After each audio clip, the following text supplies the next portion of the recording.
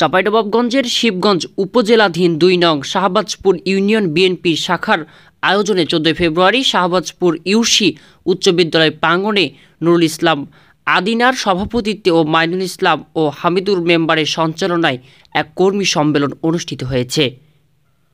এ সময় প্রধান অতিথি হিসেবে উপস্থিত ছিলেন আলহাজ শাহজাহান মিয়া, সাবেক সংসদ সদস্য, বিএনপি চেয়ারপারসন উপদেষ্টা। প্রধান বক্তা হিসেবে ছিলেন আশরাফুল হক, আহ্বায়ক উপজেলা বিএনপি, বিশেষ অতিথি তরিকুল আলম, সদস্য সচিব শিবগঞ্জ উপজেলা বিএনপি, সারওয়াত জাহান সেন্টুর সহ বিএনপি ও অঙ্গ সংগঠনের বিভিন্ন পর্যায়ের উপজেলা ও স্থানীয় নেতৃবৃন্দ।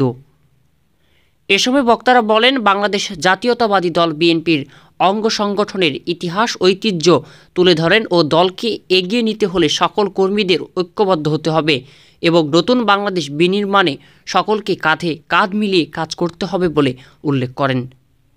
সবশেষে দেশ ও জাতির মঙ্গল কামনা এবং দলের কাণ্ডারি চেয়ারপারসন বেগম খালেদা জিয়ার সুস্থতা কামনা করে দোয়া করেন।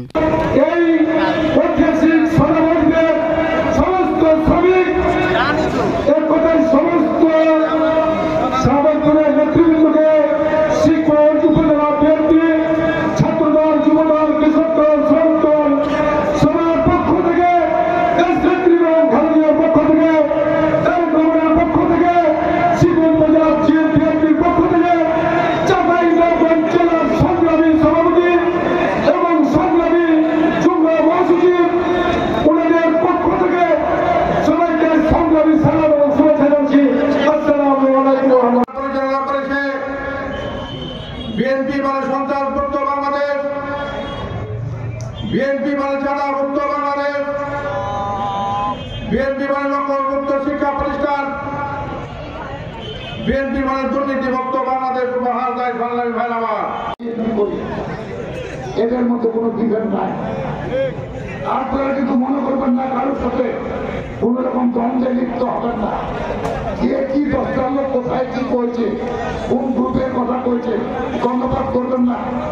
আমরা বিএনপি সবাই আমরা ধানের শিখে না কিছু ভাই, কাজে আপনারা কোনো দ্বন্দ্বে সহজে কাউকে অত্যাচার করতে যাবেন না।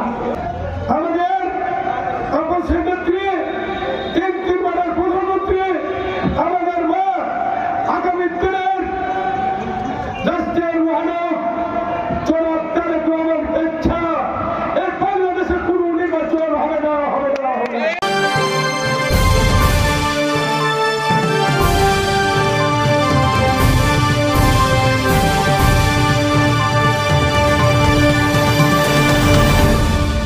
ETV বাংলা, সবার কথা বলে।